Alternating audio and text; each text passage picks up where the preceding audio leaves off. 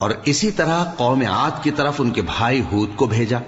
انہوں نے کہا کہ بھائیو، اللہ ہی کی عبادت کرو، اس کے سوا تمہارا کوئی معبود نہیں، کیا تم ڈرتے نہیں؟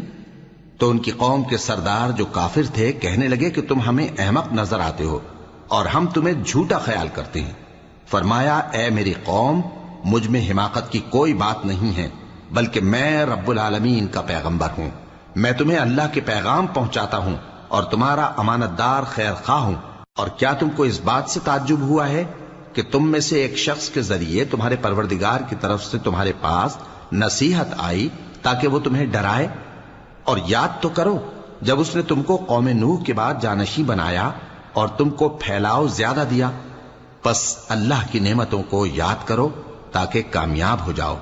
وہ کہنے لگے، کیا تم ہمارے پاس اس لیے آئے ہو کہ ہم اکیلے اللہ ہی کی عبادت کریں اور جن کو ہمارے باپ دادا پوجتے چلے آئے ہیں ان کو چھوڑ دیں؟ تو اگر سچے ہو تو جس چیز سے ہمیں ڈراتے ہو اسے لے آؤ۔